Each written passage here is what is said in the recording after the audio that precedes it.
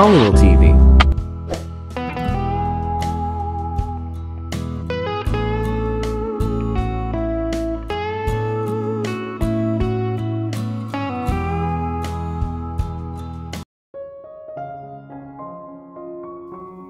Parang nawawalan na siya ng gana dahil halos lahat ng problema ay nasolusyonan na niya. Sinabi ni Heath sa kanya na baka panahon na para subukan niyang lumabas at makaranas na dumalo sa mga pagtitipon. Pero paano niya gagawin iyon kung hindi niya kahihiligang dumalo sa mga pagtitipon maliban na lang kung kinakailangan? Huminga siya ng malalim, baka pagod lang siya kaya kung ano-ano nang iniisip niya. Ilang taon pa lang ay nasimulan niyang pamahalaan ang kumpanya nila. He was 25 when he became the CEO. It was tough because it took time to gain trust and respect of his colleagues and other officers in the company. Oo nga at pagmamayari nila ang kumpanyang hahawakan niya, ngunit nais niyang igalang iyon at igalang siya ng mga tao hindi lang dahil kinakailangan.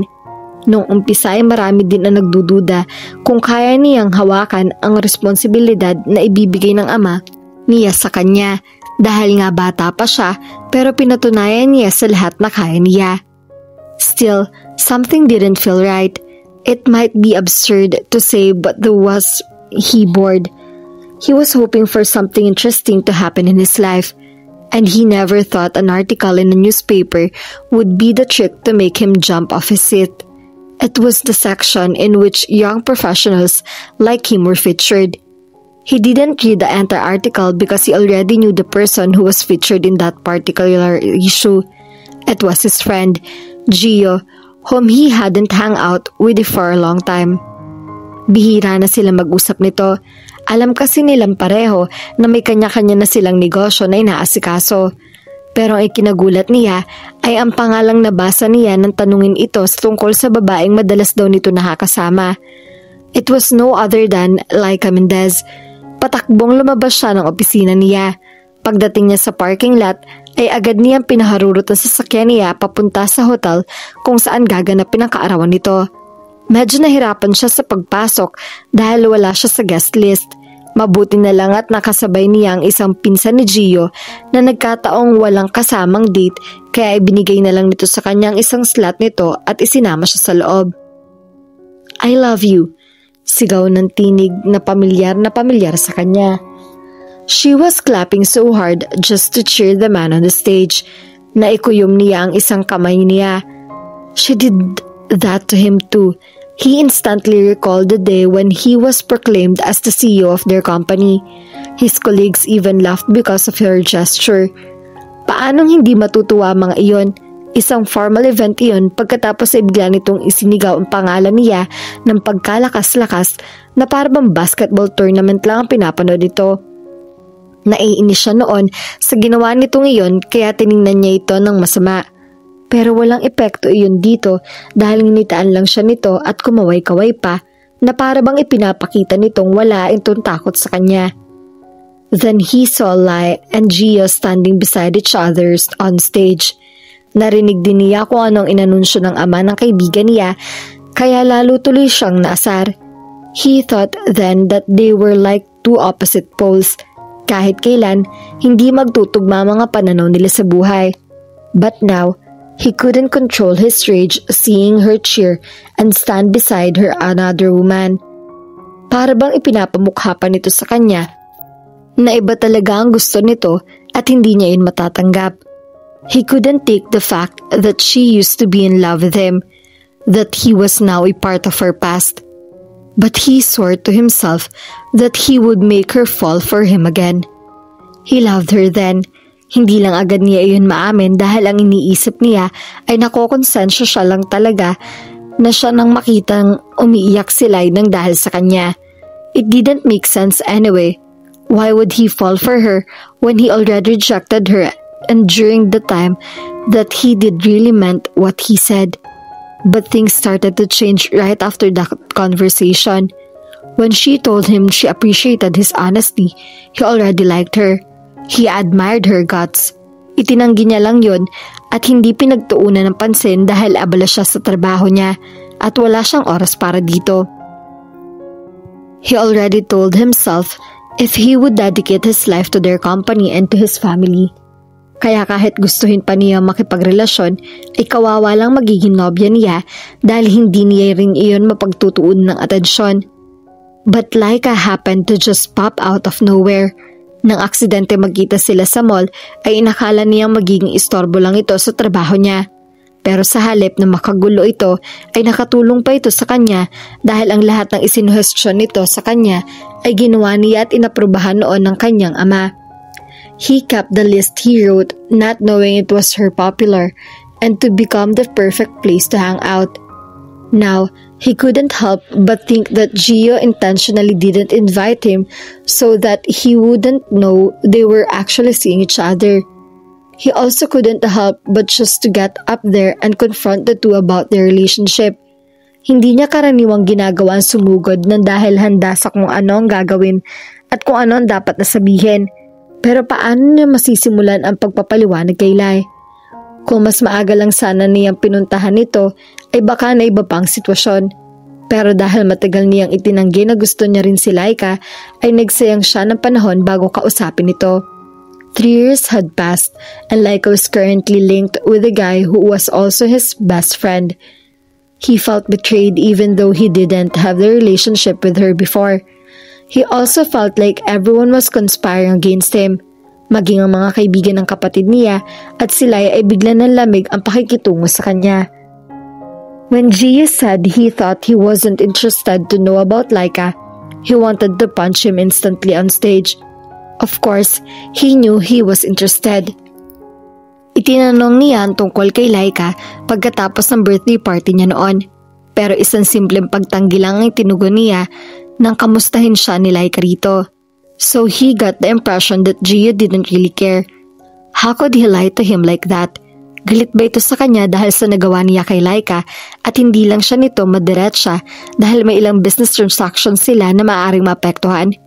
Huminga siya ng malalim at agad na umalis na lang sa lugar na iyon kung saan ginaganap ang birthday party ni Gio. It was only out of courtesy that he greeted him. Hindi niya rin kasi matatagalan na makita magkasama sina Gio at Laika kaya mabilis na iniwan na rin niya ang mga ito. God, I am so doomed, he thought to himself as he sat inside her car. Bago pa man niya mabuhay ang makina niyon ay nagring ang cellphone niya. It was his brother Het. Kuya Vern, asan ka? Hindi ka pa ba uuwi?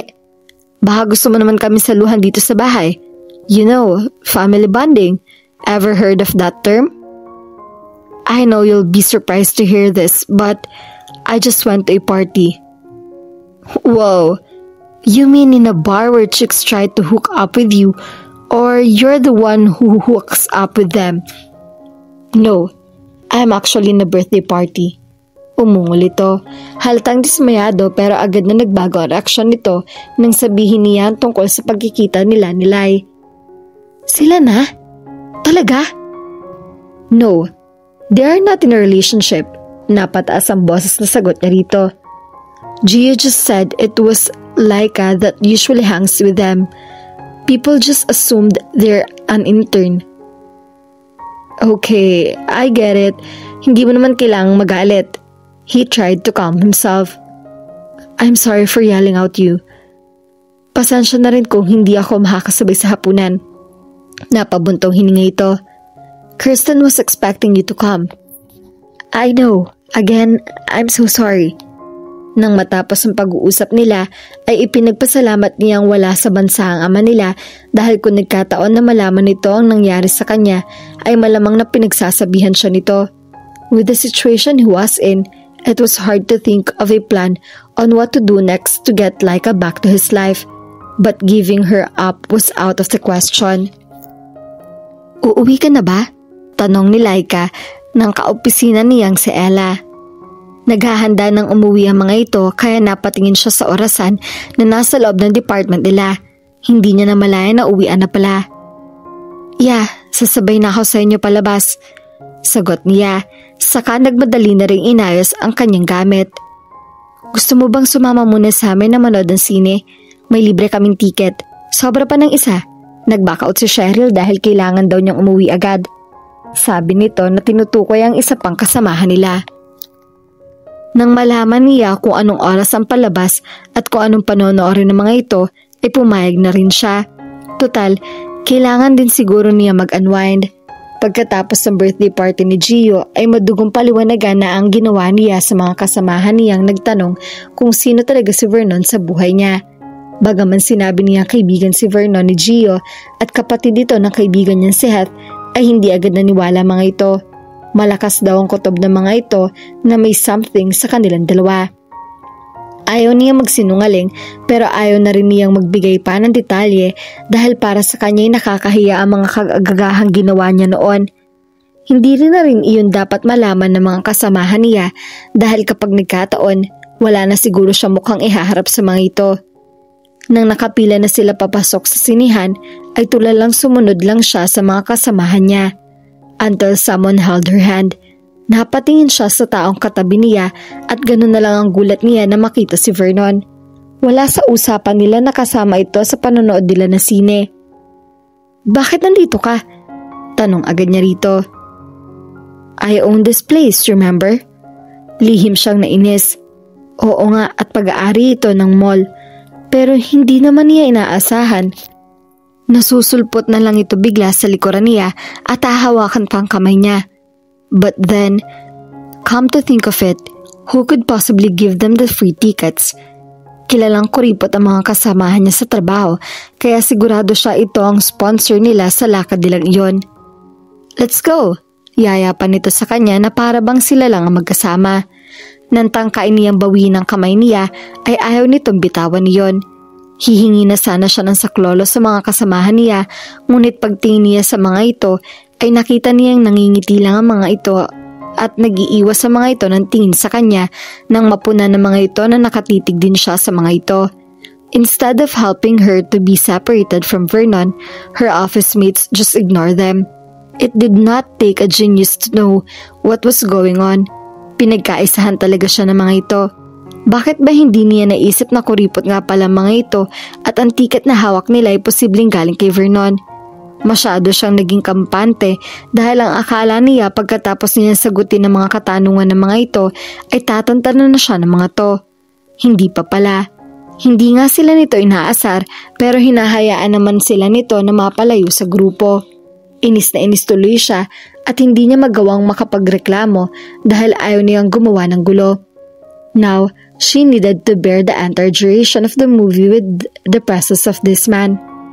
Wala naman talaga siyang sama ng loob dito. Ang kaso, sa mga ipinapakita nito sa pagtrato nito sa kanya noon, ang siyang kinaiinis niya. Mapapalampas na sana niya ng pagsabihan nito si Gio na layuan siya pero ang yakapin siya nito mula sa likuran dahil pinauna nito ang padaanin ng mga papasok sa sinihan ang hindi niya mapapatawad. Mas ikinagulat niya na ang tiket pala na napunta sa kanila ni Vernon ay hiwalay sa upuan ng mga kasamahan niya. Nais niya tumakbo palabas pero hindi niya yun magagawa dahil hawak pa rin nito ang kamay niya. She texted Gio and asked him to pick her up as soon as possible. Saka na siya magpapaliwanag. Ang mahalaga, nasabi niya dito kung nasan siya. "You should turn off your cellphone. Magsisimula ng palabas." Bulong sa kanya ni Vernon na habagyapang inilapit ang mukha sa pisngi niya. Napipikon man ay pinili niyang manahimik na lang. Kahit naramdam niyang hindi pa rin binibitawan nito ang kamay niya, ay hindi na lang siya umimik pa. Nagtataka siya kung bakit kung umakto ito ay para bang may relasyon sila. Nang matapos ang palabas ay tumayo na agad siya. Kulang na lang ay makipag-unahan siya sa mga tao para lang makalayo rito. She went to the restroom just so he would let go of her hand. Pero anong pagkadismaya niya nang paglabas niya ng pinto ay ito agad na nabungaran niya. Inabangan pala talaga nito ang paglabas niya. And again, she was captivated by him. Hindi niya inaasahang hihintayin pa siya ng mga kasama niya dahil halata namang ipinaubaya na siya sa mga ito kay Vern para ihatid siya sa pag-uwi. But that won't happen. Sisiguruhin niya maghihiwalay sila ng landas ora mismo. "You can go now. May kailangan din naman akong bilhin. Kaya baka magtagal pa ako." "Ano bang bibilhin mo?" "Just a few personal stuff." Pagsisinungaling niya. "Sasamahan na kita." Napahinto na siya sa paglalakad. Huminga siya ng malalim at nag-ipon ng lakas ng loob para pagtarangkahin na ito. She couldn't take it anymore.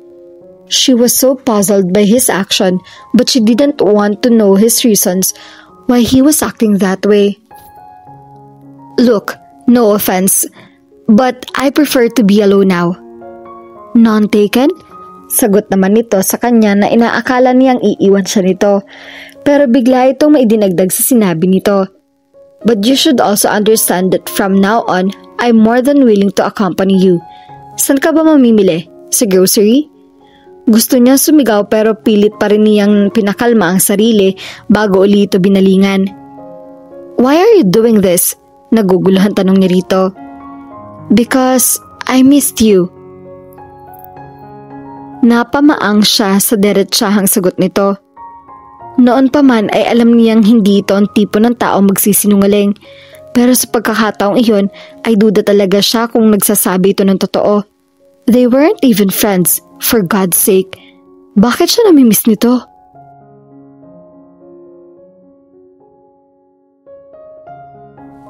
At dito na po nagtatapos ang ating kwento. Sabay-sabay po nating abangan ang susunod na kabanata. Maraming salamat po. God bless and stay safe.